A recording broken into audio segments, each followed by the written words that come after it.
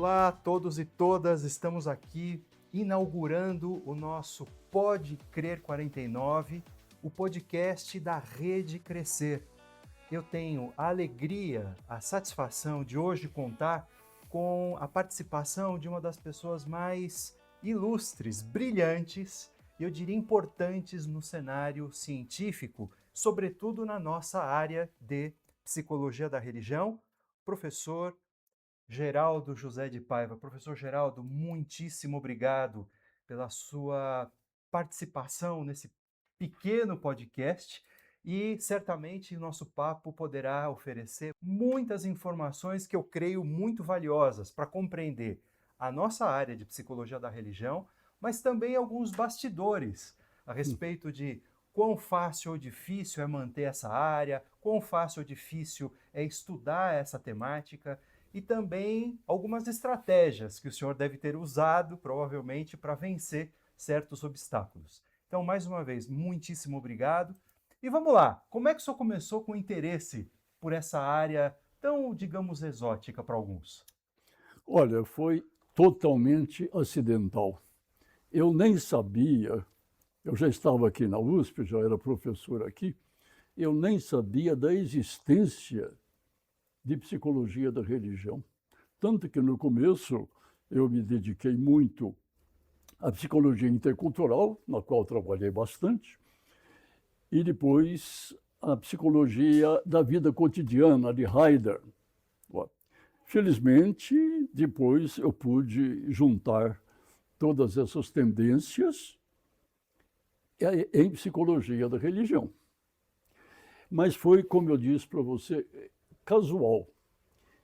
Eu tinha uma colega lá de Bauru que estava fazendo uma especialização na Universidade Católica de Louvain-la-Neuve. E eis que ela me manda um livro de um autor que eu não conhecia e de uma temática que eu não conhecia. O livro se chama, né, Foi, Religion et Croyance. Antoine Vergot. E o autor, Antoine Vergot, realmente me eram ambos ilustres desconhecidos.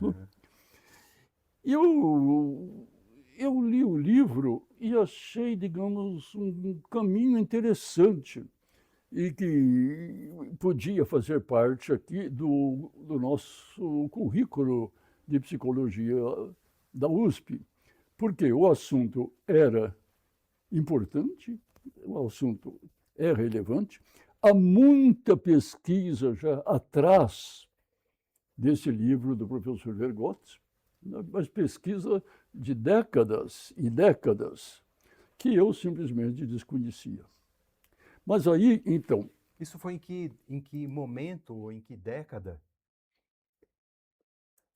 Foi na década, do fim da década de... Peraí um pouquinho, agora eu tô confundindo os séculos, né? Confundindo os séculos, né? E eu vim para cá em 76, então foi mais ou menos 81, 82. Perfeito. Aí é que comecei. E esse livro me inspirou bastante. E, a partir desse livro, eu comecei também a ler outros estudos que são riquíssimos, inclusive, do professor Vergot, porque ele tinha uma formação extraordinária em filosofia, em teologia e em psicologia. Inclusive, ele teve um atendimento especial com Lacan. E durante muitos anos ele foi lacaniano, até que ele caiu em si e voltou a ser freudiano. E, então, Ele foi analisando do Lacan. foi do Lacan. E, enfim, e lá ele foi colega de ilustres nomes, né? Inclusive que tem alguma repercussão, de alguma forma, na psicologia da religião. Bom, mas então eu compus um primeiro esboço de um curso de psicologia da religião. Uhum. E, naturalmente, tive que apresentar ao departamento. Ele não foi aceito. Não foi aceito com qual justificativa? Que tinha muita psicologia e pouca religião. Isso é absolutamente extraordinário, não é? Sim, extraordinário por parte do departamento também, Claro. não é? E aí eu tive de refazer de uma forma talvez um pouco mais clássica, não é?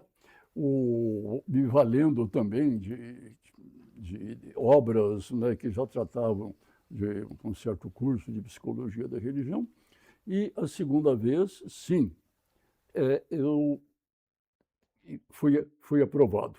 É claro que no ambiente da USP, essa proposta não foi automaticamente vista como pertinente, digamos, aos estudos universitários, né? Porque se pensava muito na referência religiosa, quando a nossa referência, desde o início, foi no comportamento.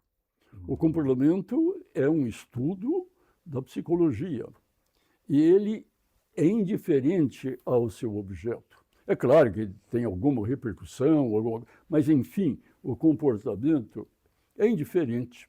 Então, pode estourar a arte, a política, a história, né, outros, o próprio estudo da psicologia, né, porque se trata de estudar o comportamento relacionado a um objeto. Ele se torna psicologia da religião quando o objeto é algo realmente transcendente. Só que aí a gente entra realmente num redemoinho de questões. Então, a gente tem de optar, e há duas tendências fundamentais nessa opção. Uma é entender a religião como, digamos, aquele mínimo denominador comum que todos os estudiosos reconhecem na religião. E outra, essa, aliás, se chama, né, uma abordagem funcional. Né? Para que serve a religião? Né? Que, não tem dúvida, é um aspecto também psicológico. Né? Isto é, a utilidade, né, a necessidade ou qualquer coisa assim, fazem parte da psicologia. E há uma outra tendência, que é chamada substantiva, que era a tendência mesmo do professor Vergotti, e de outros também, em que se reconhecia ou se definia a religião como aquela prática, aqueles princípios, né, aquelas cognições, podemos dizer, que alguém denomina religioso. Ou seja, uma visão mais antropológica do conceito de religião. Ou seja, considerar a religião a partir do olhar daquele que mantém uma prática, uma doutrina religiosa. Isso, né? E isso faz muita diferença. Eu sempre defendi que quando você quando você define como o mínimo denominador comum, você vai perdendo muita coisa real das religiões. E então, digamos, aí perde a substância da realidade. Ao passo que quando você estuda aquilo que os praticantes, vamos dizer, né, entendem como religião, você, claro, não abarca todas as religiões, é impossível, isso é totalmente fora da capacidade humana, mas você aprofunda realmente aquilo que é essencial na religião. E aquilo que é essencial na religião é o sistema simbólico. Né? Quer dizer, né, os conceitos, as práticas, né, os costumes, a moralidade derivada, tudo aquilo aponta para o vértice religioso. Né? Então, uma vez definido isso, eu acho que alguma vamos dizer, desconfiança ou algum resguardo, né, da universidade em relação à psicologia da religião, desapareceu. Mas o senhor dizia que isto se deu provavelmente em começo, meados da década de 80, pelo que eu compreendi. Isso, no começo da década de 80. E nesse momento, o senhor conseguia conciliar, compatibilizar aqueles interesses iniciais da sua, vamos dizer, formação, de seu interesse pela perspectiva do Heidegger, por exemplo, da psicologia intercultural, com a psicologia da religião? No absoluto começo, eu não conseguia, porque até o momento em que eu percebi que não tem comportamento mais cotidiano do que o comportamento religioso. Aí entra justamente a psicologia da vida cotidiana. E aí vem toda a riqueza conceitual, não é, de Heidegger, e eu me dediquei, sobretudo, à tendência ao equilíbrio e à atribuição de causalidade. Nesse ponto é que eu fiz, inclusive, meu doutorado. Não é? Eu estudei, e ainda juntando, digamos, o aspecto intercultural com o qual eu trabalhava. E a minha pesquisa foi feita a respeito, né, do sentido da propriedade de certas tríades, do ponto de vista, inclusive, da agradabilidade, mas também do ponto de vista do equilíbrio de cognições e afetos. E eu estudei isso em duas amostras, subamostras, eu diria, né, étnicas ou até subétnicas, né, que me era possível estudar aqui no Brasil naquela época. Né?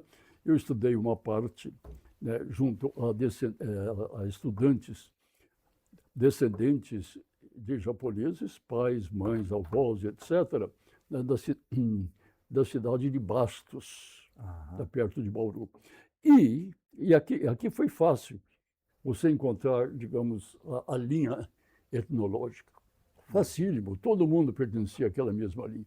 A dificuldade foi você encontrar isso em Bauru, né? Porque em Bauru, né, as etnias se misturam todas.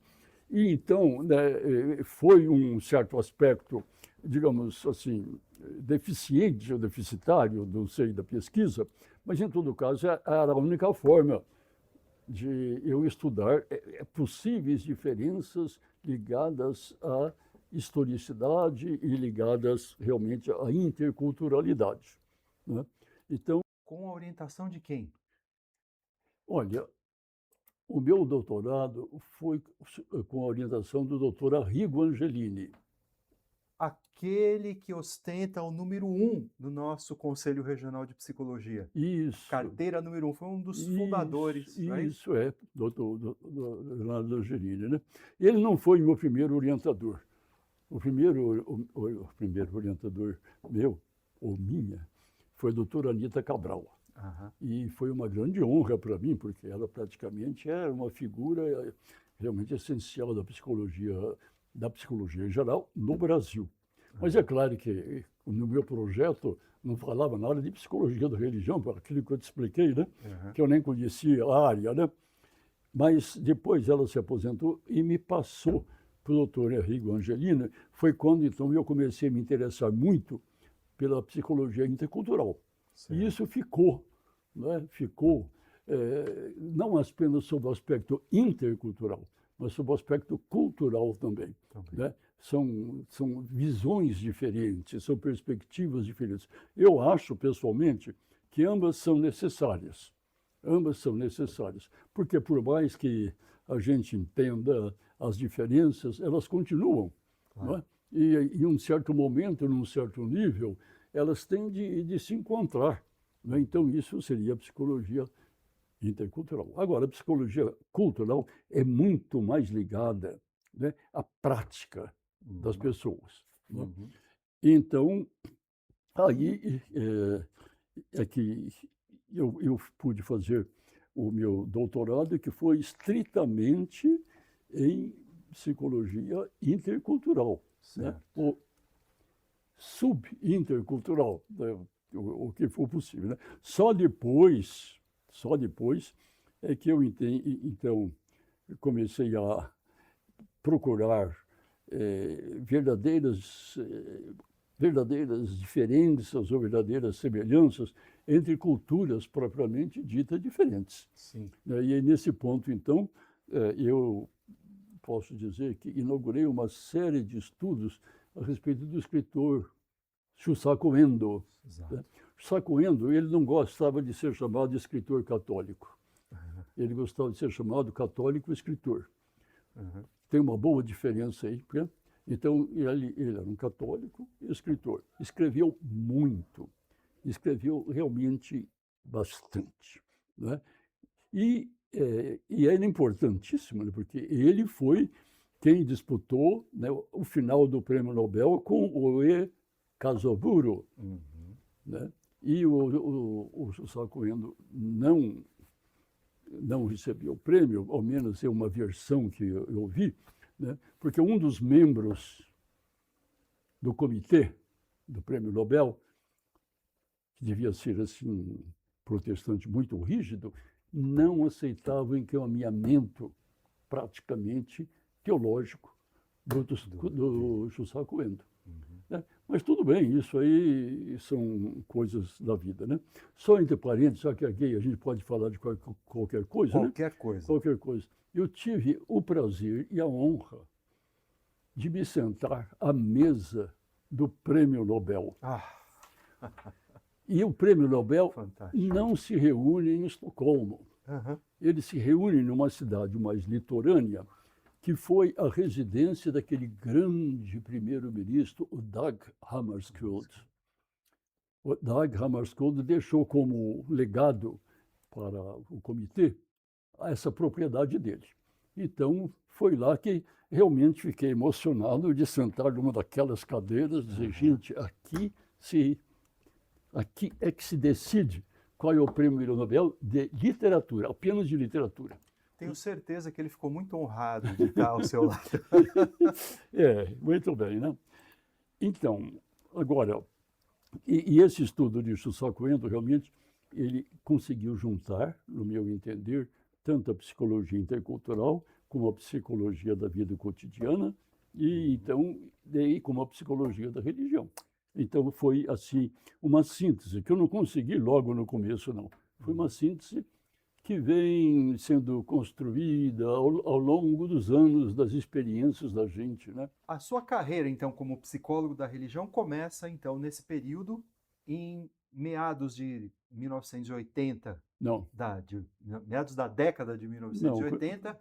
O senhor, então, consegue estabelecer aqui a disciplina de introdução à psicologia da religião. Sim.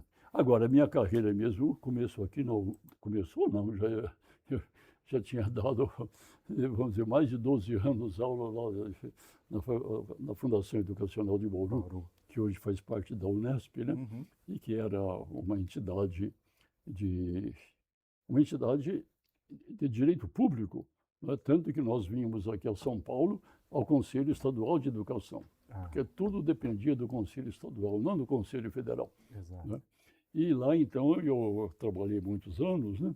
Inclusive, digamos, os primeiros anos, até hoje eu detesto, né? Porque eu era um behaviorista, né, encarniçado. Então, eu dei, né, treino como se fala, de laboratório, dei psicologia do desenvolvimento, dei psicologia social e comecei a dar psicologia da personalidade quando aí eu comecei a desconfiar. Falei, gente, todos esses anos eu tenho dado a mesma coisa com outras palavras. Então, e quando eu vi, então, a psicologia da personalidade com realmente várias direções, vários conceitos, etc., eu larguei o behaviorismo. Entendo. Larguei e me tornei, então, um psicólogo. Naquele tempo, já se falava da revolução cognitivista da psicologia social. Só que não era exatamente a de hoje, né? Mas era uma mudança realmente básica, né? E o exemplo disso era a psicologia da Gestalt, que Gestalt quer dizer justamente aquele conjunto unitário, né? E não aquela repartição, né? Com que eu estava acostumado. Me permita uma pergunta aí, porque o senhor está falando de perspectivas psicológicas, né? E quem conhece um pouco da sua obra sabe que o senhor transitou por várias tendências, visões, teorias diferentes. Então, mesmo depois desse período, a gente encontra, dentre os seus estudos, alguns com uma aproximação mais à psicanálise, por Sim, exemplo. sim, Alguns mais cognitivistas. isso. É muito interessante porque essa, vamos dizer, flexibilidade não é muito comum nos pesquisadores. Eles têm uma tendência única, independentemente do objeto de estudo, da pergunta. Como é que o senhor lida com essa, digamos, facilidade de trânsito entre diferentes perspectivas? Bom, aí entra alguma coisa pessoal, porque eu fiz psicanálise pessoal. Uhum. E aquilo realmente me deu uma perspectiva muito diferente, né, daquela com que eu estava acostumado, daquela que é defensável, tudo mais, mas que não é toda a perspectiva. Então, e depois, sob a influência do professor Vergotten, né, que trabalhava cognitivamente e trabalhava psicanaliticamente o tema, Aham. aí eu me reforcei, né? Uhum. E então, vamos dizer, a direção predominante dependia muito Ok. do Portanto, tema. isso é muito importante para quem está começando a fazer pesquisa. Às vezes, o tema exige, impõe um determinado tipo de Sem aproximação, dúvida, de sem dúvida, endereçamento teórico. sem dúvida. Do mesmo modo, professor Geraldo, que é notável o fato de que o senhor também transita por métodos diferentes. Então, não apenas entrevistas, mas questionários, experimentos.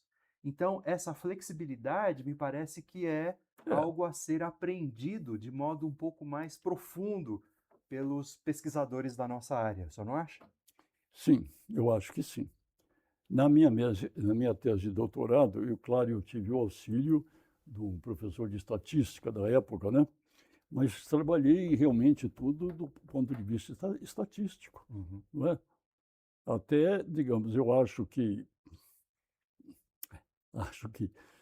ficou talvez um pouco prejudicada a outra parte, porque aquilo, vamos dizer, as considerações dependiam muito dos resultados estatísticos, né? Sim. Mas é importante, eu acho que hoje em dia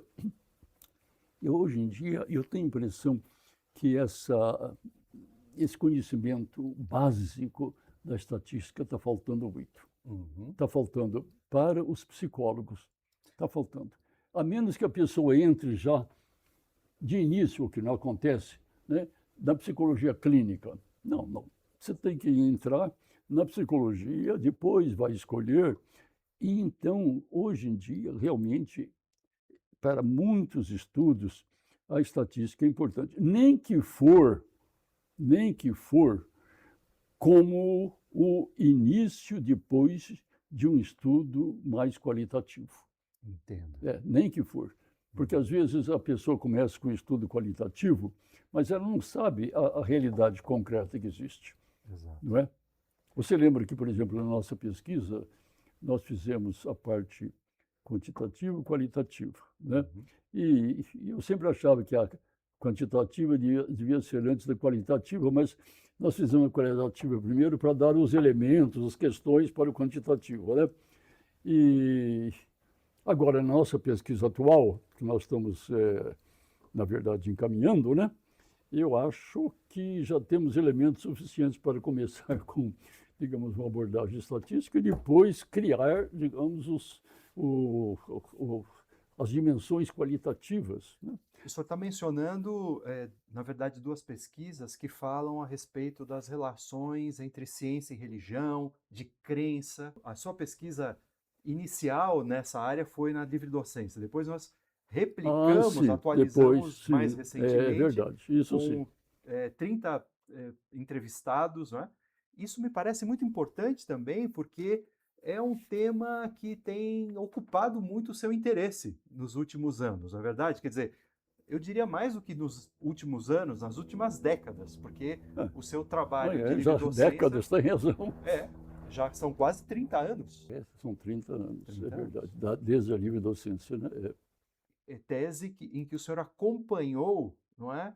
Digamos, o itinerário religioso de cientistas. O Isso. senhor pode contar um pouco de como foi a pesquisa, dos resultados, mas também das dificuldades? Bom, começando pela dificuldade, né, havia professores que se comprometeram e depois, né, tiraram o corpo fora.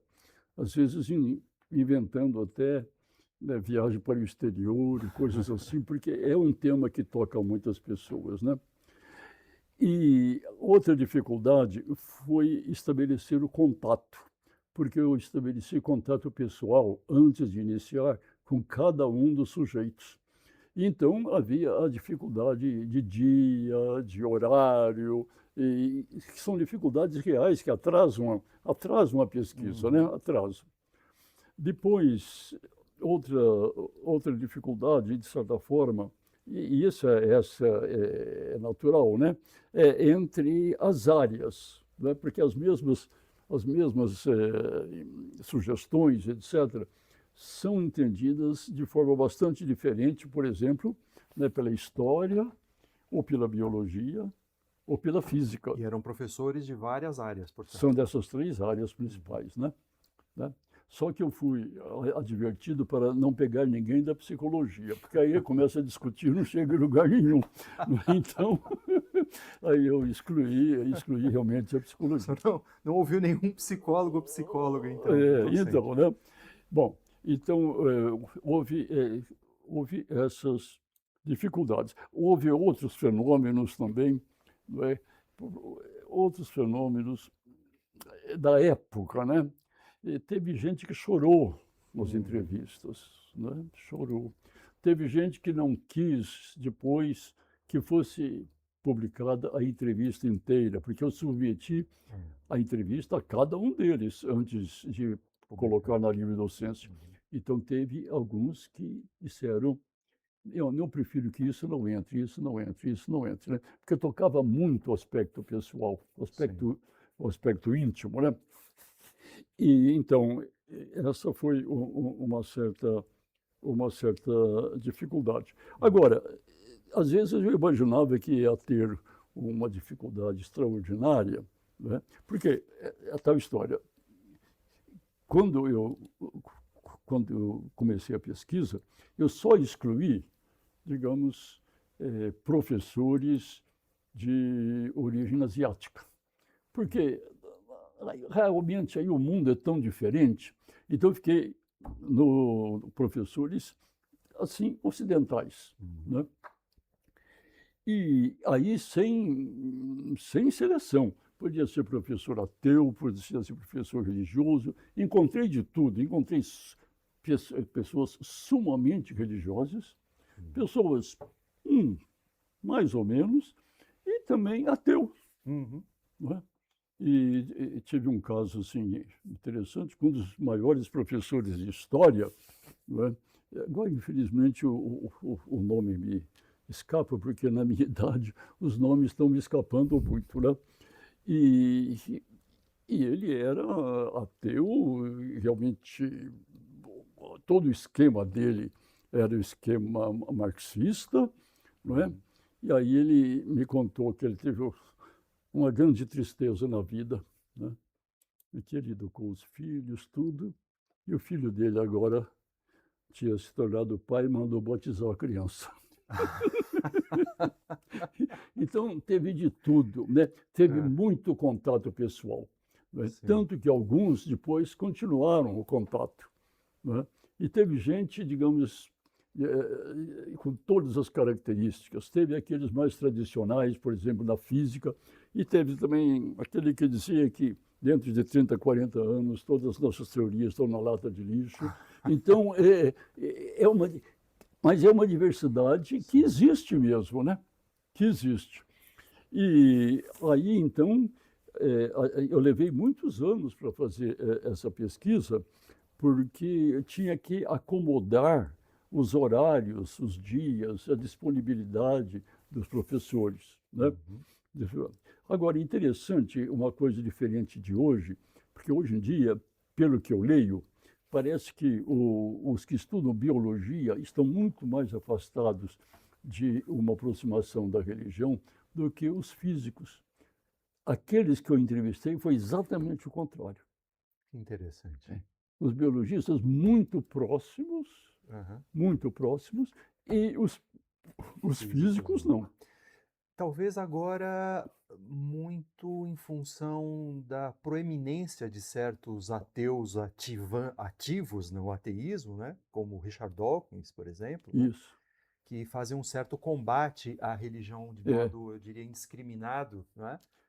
E também uma certa abertura por parte de alguns físicos, Isso, existe. como o Capra, como o Goswami, enfim, figuras que têm apresentado uma tentativa de diálogo até com a religião, um exercício transdisciplinar, talvez, né? Agora, essas tendências certamente chegariam um pouco mais tarde aqui no Brasil, né?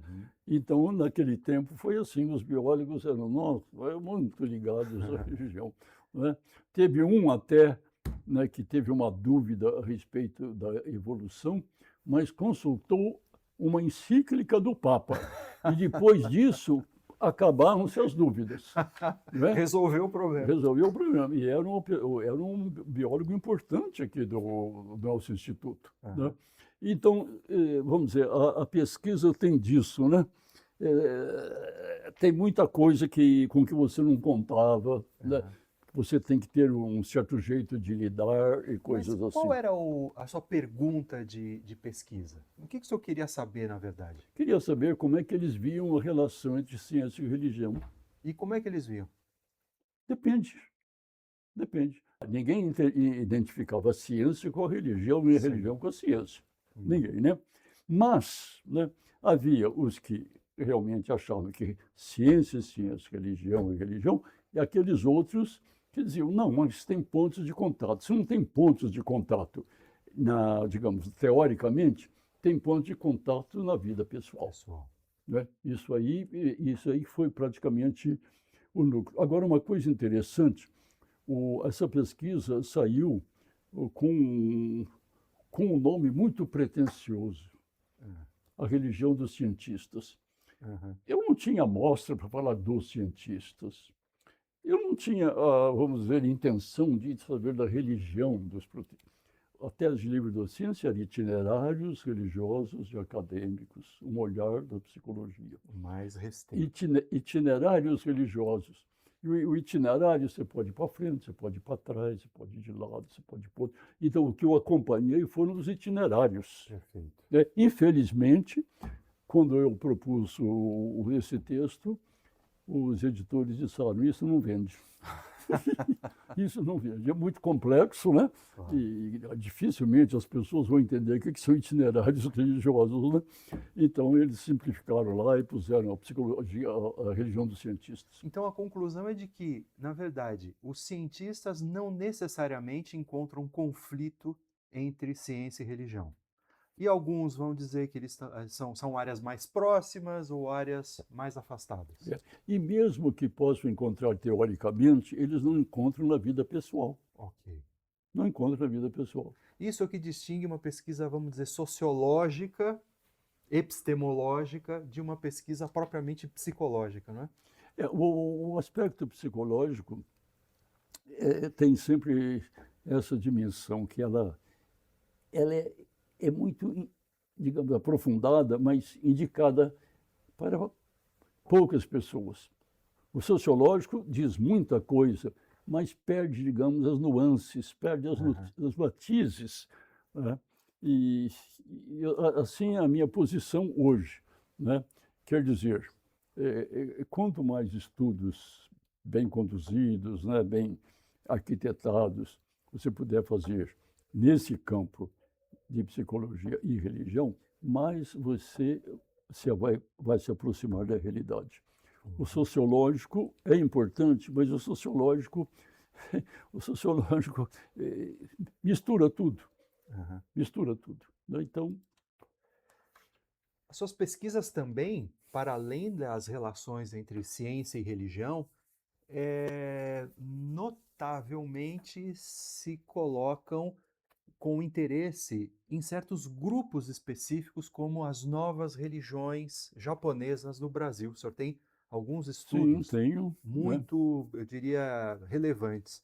Como é que o senhor chegou a ter interesse por esses grupos e quais são essas pesquisas? Quais as que o senhor destacaria? Olha, o interesse pelas novas religiões japonesas é que eu desisti de estudar as antigas religiões japonesas. Tão complexas elas são, tão variadas, né, que eu desisti. Falei, não vou estudar isso aí, né? E aí, então, eu, eu, digamos, entrei em contato, não diretamente comigo, mas tinha lá uma aluna minha lá em Bauru, de origem japonesa, e nós fizemos um estudo da Seichonoye. Uhum. Por acaso, porque podia ser a messiânica, podia ser uma outra coisa, mas calhou que fosse a Seichonoye. E lá nós descobrimos várias coisas, né, coincidentes ou opostas. Digamos, numa fase em que a Seichonoye estava se implantando no Brasil Uhum. e que então procurava se aproximar quanto mais, né, do catolicismo, na verdade. Então, por exemplo, em toda a sede da Seichonoye havia o retrato do Papa. Imagina, o retrato do Papa. Não é? E, e, e Ao eles, lado do Masaharu Taniguchi ou independente dele? O fundador, né, da Seishonei? olha, era uma referência, mas não era a autoridade, Ok. né? Mas era uma referência. Uma outra coisa interessante também, nesse ponto de tentar aproximar-se, é que no fim das reuniões eles rezavam o Pai Nosso, né? Então, vamos dizer, mas isso aí é naquela fase de implantação. Sim. Hoje em dia já não é mais assim. Aí eu comecei a interessar por, por essa, por essa religião. Depois, eu fiquei conhecendo a religião de uma cunhada minha, irmã da Cristina, que é da Perfeita Liberdade, Perfect Liberty. Uhum. E estudei bastante a Perfect Liberty. Não é? Então, mas eu fiquei só nessas duas, né? Porque, embora tenha tido muito contato com a Igreja Messiânica, aí eu já não tinha mais esse interesse em fazer. E o que eu estudei nessas religiões, tanto Seixonoe como foram aqueles conceitos básicos das teorias de Heidegger. Uhum. Né? Não foi outra coisa. Né? Mas saíram estudos interessantes, porque, por exemplo, com a Seixonoe, não, Seixonoe, com a Perfeita Liberdade, eu escolhi, não é, os chamados assistentes de mestre, que são uma espécie de auxiliares diretos dos mestres que ensinam, né? E, do outro lado, entre os católicos, agora me escapa a categoria, mas tem o nome, né, daqueles que, vamos dizer, estão habitualmente juntos e ajudam, etc., né? E queria examinar justamente várias coisas da teoria de Heidegger, né? E encontrei várias diferenças, realmente, várias diferenças, né? No sentido, por exemplo, da Sim. harmonia. A harmonia teórica e a harmonia prática é significativamente maior na PL, menos aqui. E, claro, a gente pode perfeitamente tentar explicar, né, essas diferenças, né? Mas, em todo caso, lá na PL se insiste muito na harmonia de todas as coisas, de todas as pessoas, de tudo isso, né? Então, eles procuram realmente, e olha, procuram não é assim na relação interpessoal, procuram, inclusive, também na teoria, porque Sim. eu apresentava situações teóricas para eles. E nessas situações teóricas houve bastante diferença significativa. Também relativamente às religiões, às novas religiões japonesas, O senhor também estudou numa perspectiva que não era cognitivista, mas de inspiração, ao menos, psicanalítica e mais lacaniana. É uma pesquisa em que o senhor contrasta o imaginário simbólico e acaba encontrando que, parcialmente, as pessoas mudam de religião apenas nominalmente, enquanto que, às vezes, a mudança é muito mais interna. Então, parece Sim. que o senhor encontrou uma alteração, uma mudança, É, que nem às vezes é uma transliteração muito ligada a uma figura, aos protótipos. O senhor poderia falar um pouco dessa pesquisa? e você me lembrou bem, porque eu fiquei fixado naquelas primeiras pesquisas. Depois, de fato, eu fiz pesquisas muito mais aprofundadas, mas sobre esse aspecto do imaginário e do simbólico. Não é? Aham. E aí fiz vamos dizer, mais de um grupo, não é? E aí descobri realmente, não é, que não coincidem necessariamente o imaginário e o simbólico. Até conceitualmente, quem propõe essa nomenclatura tende a sugerir mesmo que o imaginário se opõe ao simbólico. Eu acho que não necessariamente, Uhum. não necessariamente, mas tem vezes que sim.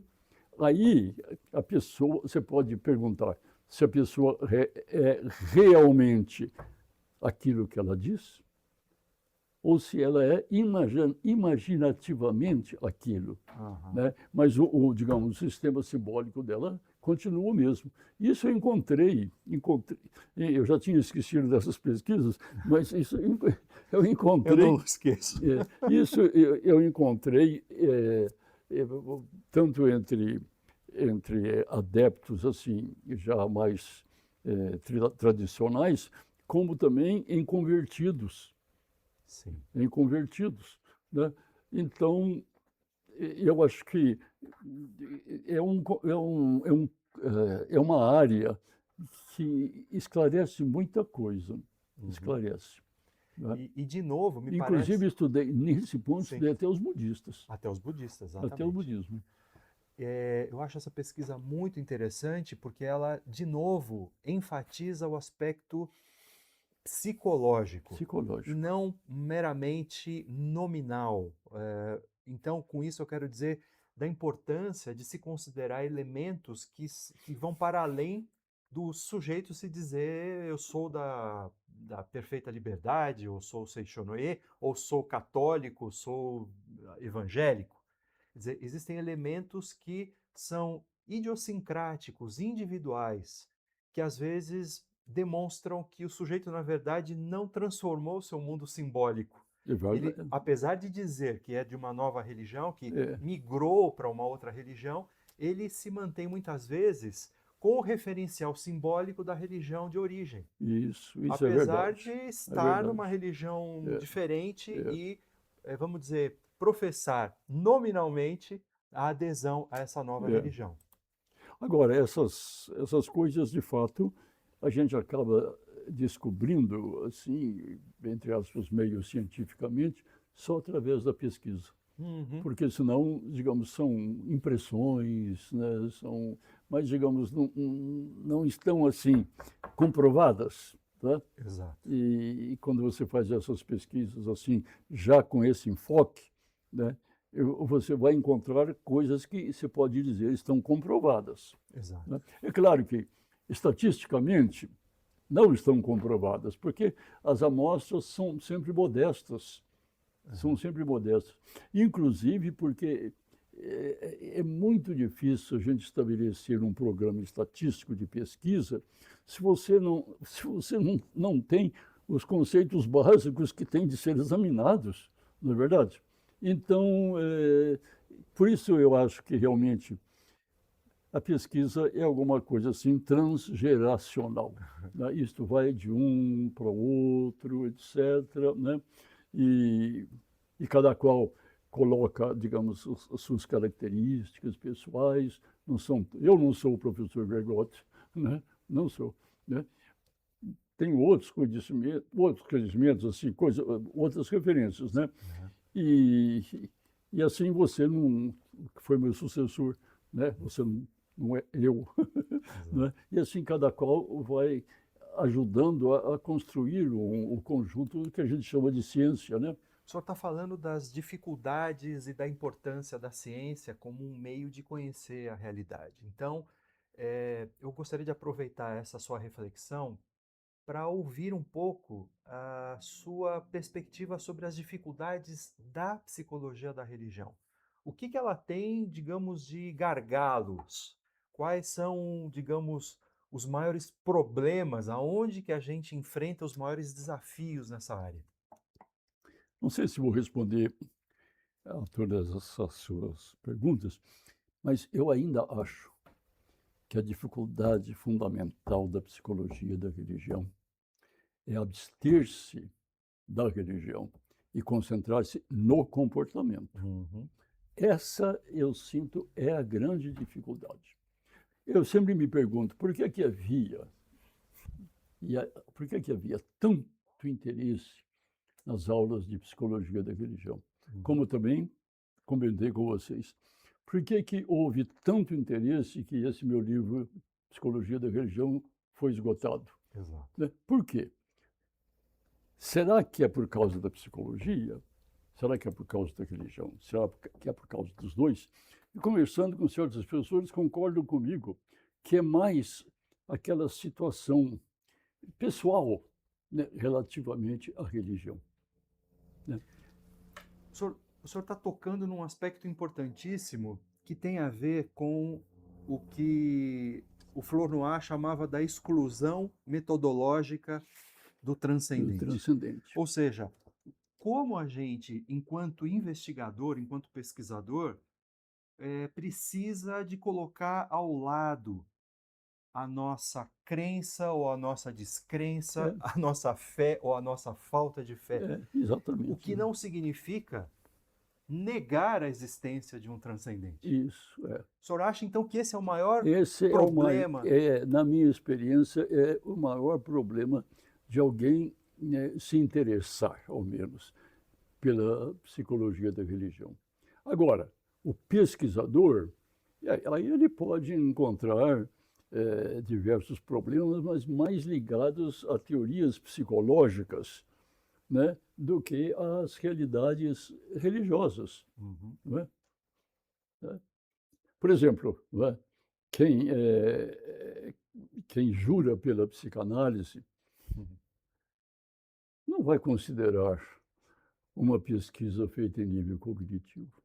Não vai. Uhum. Então, é uma dificuldade, mas é uma dificuldade da formação da pessoa. Exato. Né? Não é uma dificuldade em si do estudo do tema. Eu me lembro que, em determinado momento, os psicólogos da religião foram questionados sobre exatamente o gargalo, problemas, não é? E eu me lembro que até isto resultou num livro, um passo atrás, né? A Step Back em psicologia da religião. E ali há pelo menos duas perspectivas muito conflitantes ou contrastantes, não é? Eu gostaria que o senhor falasse desses dois polos e da sua perspectiva pessoal relativamente a ele. Bom, até onde eu li, né, esses livros aí, Step Back, e no meu livro também eu coloco um capítulo Step Back contando a minha história, né? Exato. Step Back. Só que aí é um back é um back histórico, não é um back teórico diretamente, né? Mas a dificuldade que, vamos dizer, fundamental das perspectivas não é, no meu entender, o conteúdo religioso, não é o conteúdo ligado ao transcendente, não é. Porque todos eles, né, pega, por exemplo, Newton Malone, Uhum. né, a teopsicologia, Exato. né, teopsicologia, né, ele trata psicologicamente, mais ou menos, né, do fenômeno do comportamento religioso não é? De forma diferente de Freud, não é? De Freud. Mas tanto Freud como, digamos, aí o Newton Malone, para pegar mais ou menos dois extremos, eles estão interessados realmente na dimensão psicológica, quer dizer, né, percepção, motivação, desenvolvimento, né, estruturação.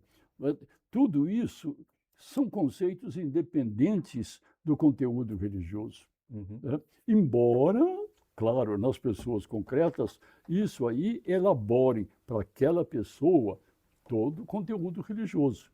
Mas não é o conteúdo religioso que elabora esses conceitos, é o contrário. Né? Agora, é claro que se você pegar, por exemplo, a teologia, é totalmente o contrário. Né? E assim, cada disciplina tem uma perspectiva diferente. Né? Por exemplo, você falou mesmo da sociologia, é diferente. Né? Então, acho que é isso. Agora, alguns vão defender o fato de que o objeto religião ou a religiosidade significaria algo distinto de motivação, desenvolvimento, alguma coisa que viria antes até. Seria o quê? Viria antes, que a religião seria um objeto tão particular que não se permitiria estudar à luz de perspectivas que não levem em conta o próprio objeto como real. Bom, qual que é a sua perspectiva sobre não, isso? existem os que, talvez mais antigamente, não é, defendiam esse ponto de vista. Né? E por várias razões. Né? Mas eu tenho a impressão que o caminho correto da psicologia da religião não é supor certa realidade prévia. Não, acho que o termo meu não é esse, porque a gente, claro, quando faz qualquer estudo, a gente sabe que existe a realidade. Então, a realidade sempre é prévia ao estudo que a gente faz dela. Isso é verdade, né? Mas, por exemplo, existem autores muito sérios que, sobretudo, vamos dizer assim, vão para a dimensão mais arqueológica e tudo isso, né? E dizem, então, que como se encontra a religião em toda parte, essa é uma necessidade humana. E esse conceito realmente acaba com a psicologia da religião, ou ao menos modifica completamente. Né? Aí seria mais ou menos o seguinte, como no início da escola de Dorpat. Na escola de Dorpat, todos os pesquisadores, menos um, eram protestantes fiéis, nórdicos, né, da Escandinávia, da Alemanha. Né? Tinha um que era católico. Né? Então, no caso deles, realmente, a religião era um fato assim, tão natural, né? Tão natural que parecia mesmo natural. Então, ela vem antes de qualquer. Mas aí, você vê, o que eles faziam era realmente uma aplicação de conceitos psicológicos a uma realidade que eles já concebiam não somente como real, mas como anterior a essa perspectiva. Portanto, de certa forma, até superior. Como? Sim, certamente superior. Não é superior. É mais ou menos o que se diz. Você não pode estudar a sociedade desde o início, porque a sociedade já existe desde não sei quando. Né? Muito bem. Quer dizer, não tem dúvida, mas você pode, digamos, estudar ao menos o comportamento das pessoas em relação a essa realidade, seja que considerem como necessária, seja que consideram como alheia, digamos, ao campo. Não é? Atualmente, eu acho que todas essas perspectivas são alheias ao campo propriamente psicológico. Né? Muitos dizem que isso aí faria parte de uma psicologia pastoral.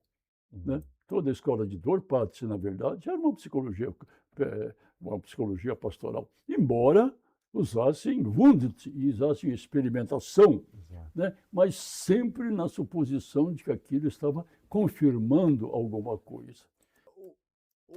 Hoje eu assimilo isso a diversas tendências.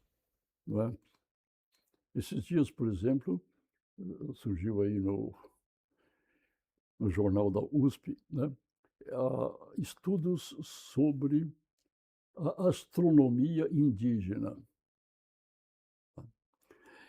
Existem, digamos, várias tendências religiosas que dependem de referências culturais muito diferentes das nossas, ocidentais. O que eu acho é o seguinte: a nossa posição nesse ponto, como em geral no ponto das ciências, é tipicamente ocidental. Né? Isso não quer dizer que não tenha valor ou que não tenha realidade. Tem, porque os estudiosos ocidentais não são cegos, né? Pelo contrário, eles têm uma longa tradição. Só que, é claro, é uma tradição toda misturada com a cultura, etc. E essa cultura não coincide, né, com muitas, talvez com a maior parte das culturas contemporâneas, nem com, digamos, os afros, nem com os indígenas, nem com os asiáticos, né? Então, eu percebo que está havendo um esforço para fazer com que essas outras culturas apresentem também a sua organização do universo. A organização do universo. Agora, o que vai ser discutido, isso uma hora vai cair, né? Vai acontecer, como aconteceu também no Ocidente, né? Digamos, a metodologia para você realmente estabelecer, né, aquilo que você está percebendo. Né? É claro que, digamos, os indígenas têm uma outra astronomia, né, como antigamente os ocidentais também tinham, né? O Sol que girava ao redor da Terra e tudo isso, né? Só que aqui havia já uma tradição de estudos muito controladas, no sentido que você tem método. Isso começou, na verdade, né, claro, com os filósofos gregos, né? Com os filósofos gregos. Depois teve toda uma influência árabe, né? E depois, digamos, concretamente, né, nas universidades. Porque as universidades, inicialmente, todas elas eram religiosas. O sentido fundamental era a teologia. E a teologia é muito exigente em afirmar alguma coisa ou em negar alguma coisa. Ela quer provas disso aí. É claro que a natureza das provas é diferente, mas ela quer provas. Não é? Então, a respeito da sua pergunta, eu acredito que a ciência teria a ganhar se realmente tivesse mais contatos culturais. Não sei se chegaria, digamos, a uma formulação propriamente intercultural, isso realmente não sei, porque uma formulação intercultural sempre deixa de lado as peculiaridades e homogeneiza, né, num certo nível aceitável por todos. Então, isso eu não saberia dizer, né? Mas deveríamos, ao menos por enquanto, aumentar bastante os estudos da psicologia da religião do ponto de vista da cultura. Aqui no Brasil já tivemos alguns estudos a respeito, né? Não sei se você lembra os estudos do Edênio Vale, né? sobretudo daquele episódio do Catulé, Catulé. né? Realmente ele não usa teorias e coisas assim estranhas. Claro que ele conhece, né? Mas então é uma, digamos, é uma introdução quase que ao pensamento daquele pessoal, né? É uma outra forma, né? Então, nós fizemos aqui, ao longo do estudo aí, o GT teve muitos estudos, assim, claro, vamos dizer, com objeto o Brasil, né? O Brasil, a religiosidade, né? O Miguel Mafud, por exemplo, né? Muitos estudos assim. Agora, todo esse pessoal foi formado, né, na ciência ocidental.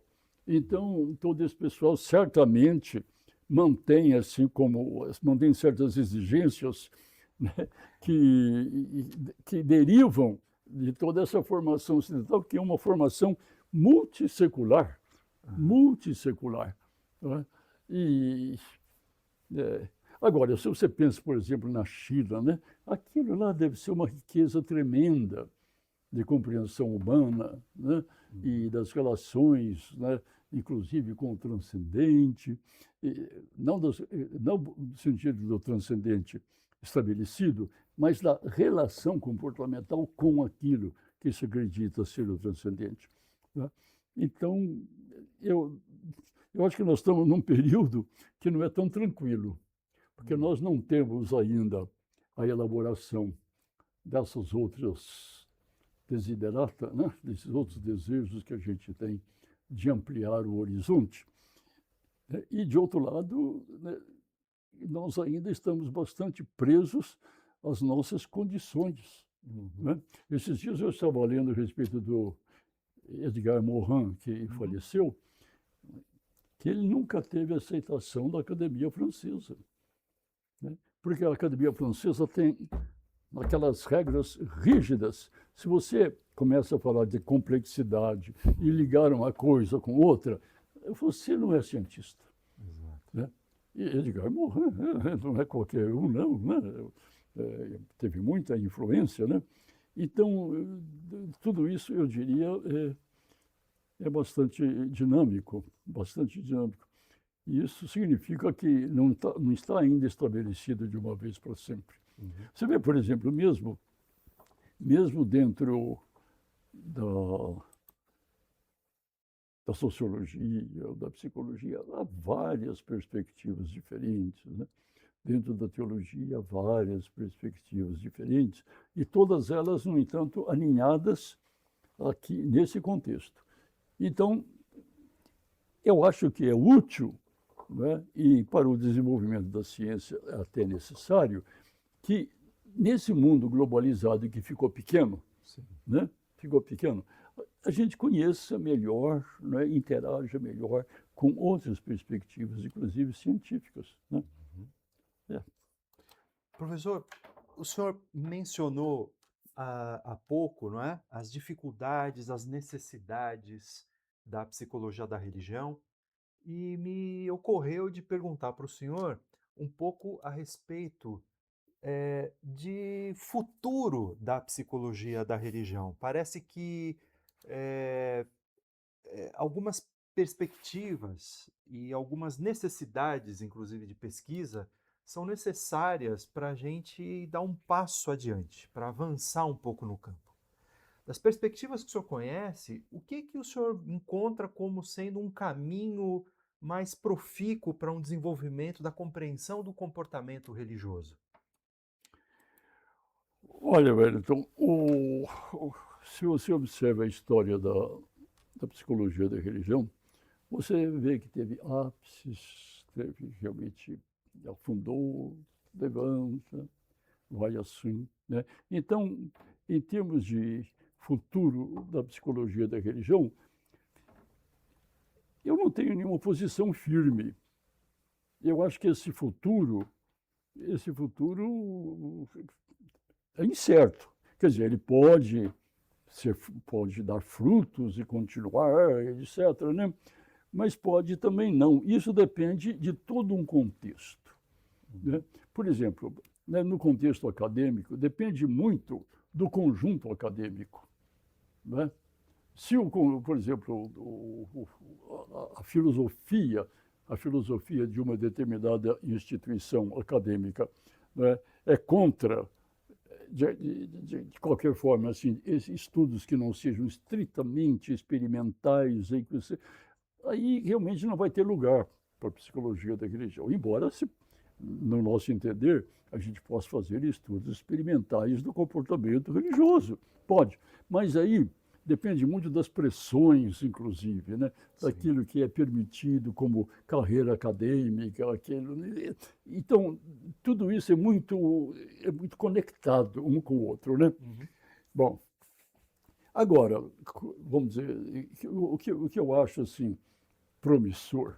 Bom, eu posso dizer primeiro que eu não acho promissor, que já acabou mesmo, no meu entender, que é a psicologia behaviorista, né? Se você pega o Skinner, ele também fala do aspecto religioso, mas, na verdade, repetindo com outras palavras, que ele fala de qualquer coisa. Então, isso já acho que já teve seu tempo, né? Inclusive aqui na USP, né, teve seu tempo. É, eu acho, a minha opinião, né, é que essa, essa psicologia, né, é cognitiva, mas não estritamente biológica. A biológica, para mim, não atinge Uhum. o nível necessário para a psicologia da religião, como não atinge o nível necessário para a psicologia da cultura em geral. Porque aquilo dá, como se diz, eu sinto assim, aquilo dá as condições orgânicas da possibilidade de alguma coisa surgir. Então Sim. surge de tudo. Pode surgir religião, pode surgir a ciência, pode surgir a oratória, pode surgir a A organização arte. social, pode surgir a arte, pode surgir tudo. Quer dizer, tem que haver condições biológicas, porque nós temos corpo, É. né? Temos corpo, um corpo muito complexo e muito rico, né? Então, eu acho que, desse ponto de vista, sim. Agora, às vezes eu tenho a impressão que esse pessoal ultrapassa digamos, os limites da competência, não pessoal, mas da competência do campo, né? Bom, aí então não acho muito lá. Mas agora, a psicologia cognitiva, sobretudo, digamos, inspirando-se ainda, né, na Gestalt, porque tem uma coisa, né, Wellington? O, os grandes autores são poucos. Uhum. E muita coisa que se faz hoje em dia como ciência, ou é repetição, ou é uma pequena alteração, né? Ou ou é alguma coisa meio irrelevante. O, Uhum. o prêmio Ig Nobel está aí para dizer que tem coisas irrelevantes.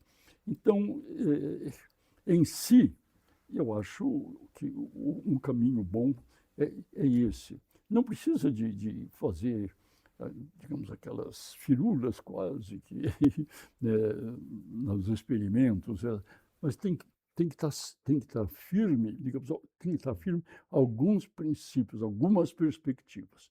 Então, eu acho que, por exemplo, a Gestalt ainda pode ser uma fonte de inspiração. A psicanálise, sem dúvida nenhuma, pode ser. Psicanálise, né? Uhum. É, que outra? A gente fica limitado também à própria experiência, né? E eu vejo como é possível você continuar nesse caminho, né? Você podia também continuar, né, propriamente na psicologia cultural, né? Isto é, entender toda a imbricação, né, do comportamento religioso no conjunto da cultura. Esse conjunto não é alheio ao, à perspectiva da psicologia da religião. A psicologia da religião se insere nesse conjunto, né? Então, quanto mais você entender, né, a psicologia das culturas, tanto mais você vai ter campo para estudar a psicologia da religião nas culturas, né? E eu não acredito muito assim na psicologia eh, intercultural. Eu escrevi um livro sobre isso, que dizem que é É, muito bom, muito bom. mas é uma, uma tendência interessante, interessante, sem dúvida nenhuma, né? Mas acho que perde coisas pelo caminho, perde coisas valiosas pelo caminho. E, vamos dizer, pasteuriza um tanto as coisas, né? Tudo tem que ser mais ou menos homogêneo, etc., para ser aceito por tutti quanti, por todos assim, né? Bom, então é isso. O senhor mencionou de passagem, para nós encerrarmos, não quero tomar mais do seu tempo, ao mencionar o Miguel Mahfoud, o nosso GT. Eu gostaria de saber como é que o GT 49, Psicologia e Religião da Ampep, nasceu.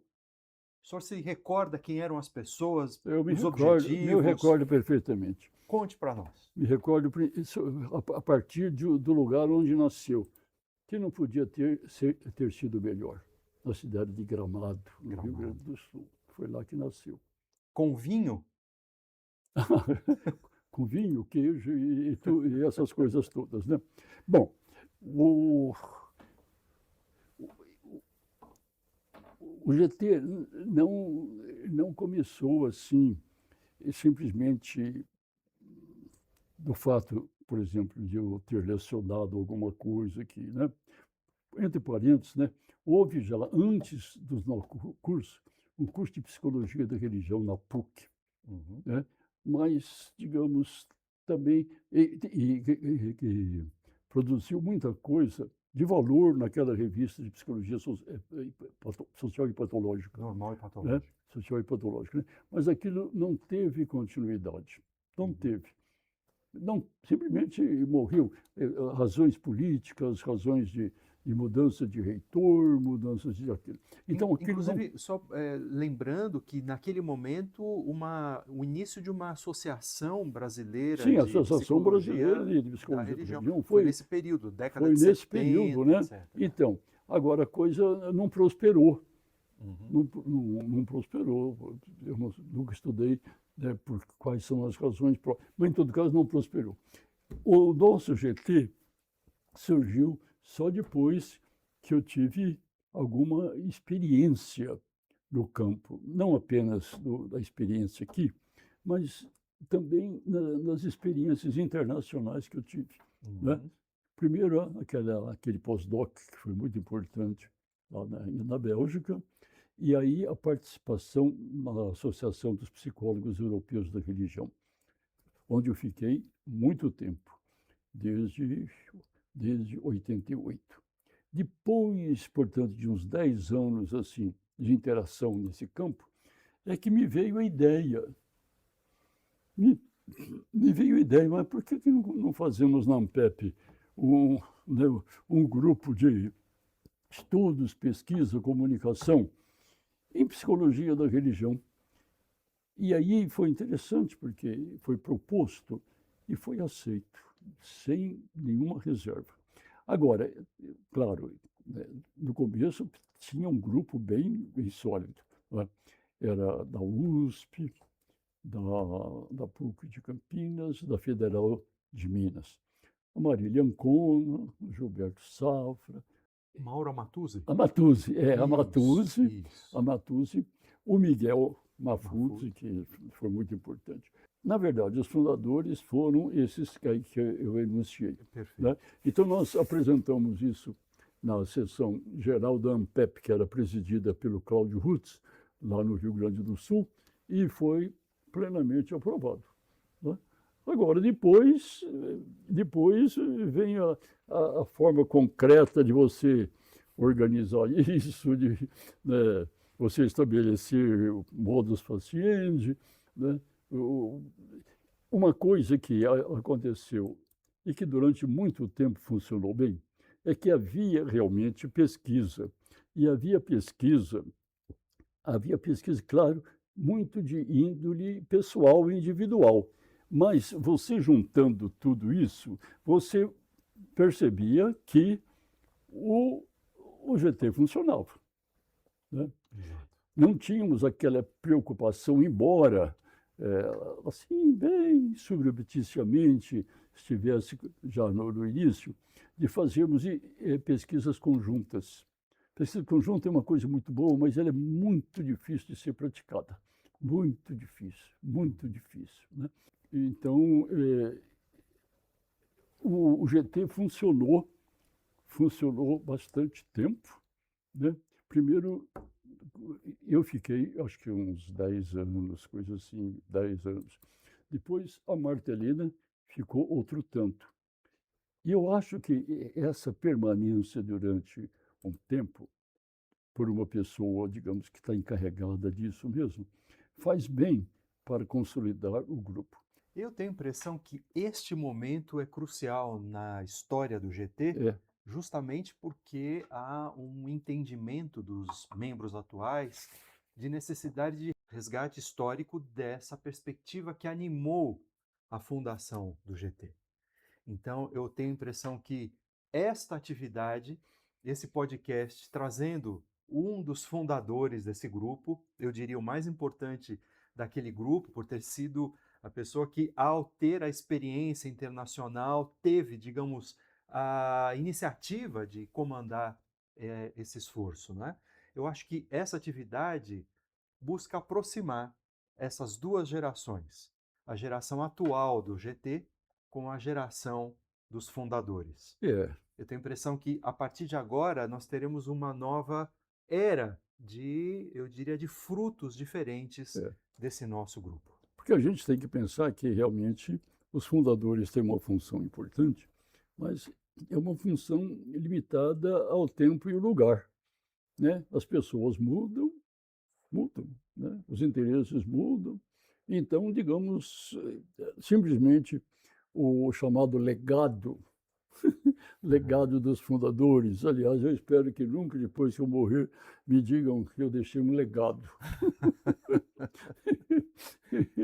Basta o legado financeiro, né? Bom, então, muito bom. Espero que Espero que tenha contribuído, então, assim, para o início das entrevistas, né? Eu acho que o GT tem o objetivo de transformar essa ocasião em um produto que permita a formação continuada de pesquisadores dessa área. Dessa área, né? Eu quero agradecer muito a sua participação. Foi uma grande honra começar esse nosso podcast com a sua presença, uma presença ilustre que abre com chave de ouro essa nossa É. atividade. E quero dizer que o seu legado é algo sensível já nesse momento, independentemente de qualquer tipo de futuro que a gente não sabe qual será. Muito obrigado, professor Tá Geraldo. certo, eu agradeço a oportunidade também, né? Tentei falar aquilo que me veio realmente à presença. Até posso me quase que cumprimentar, que não me atrapalhei muito, né? Nada. Né? Porque nessa idade agora você às vezes se atrapalha com as coisas, né? Enfim, então eu desejo que continue aí e que isso aí realmente mantenha o GT na sua, digamos, função, no seu sentido original, né? Que pode adquirir várias formas, né? Muito obrigado, Tá. professor Geraldo. Quero então lembrar a todas e todos que este podcast, o Pode Crer 49, que é do GT de Psicologia da Religião e também uma atividade do Interpsi, vai se manter nessa mesma qualidade. Eu não garanto, porque a qualidade do professor Geraldo é absolutamente única, mas vamos nos esforçar para trazer cada vez mais outras pessoas com a mesma clareza de ideias, as mesmas experiências que possam dar condições para a gente continuar refletindo nessa temática. Tá bom, Muito obrigado. obrigado.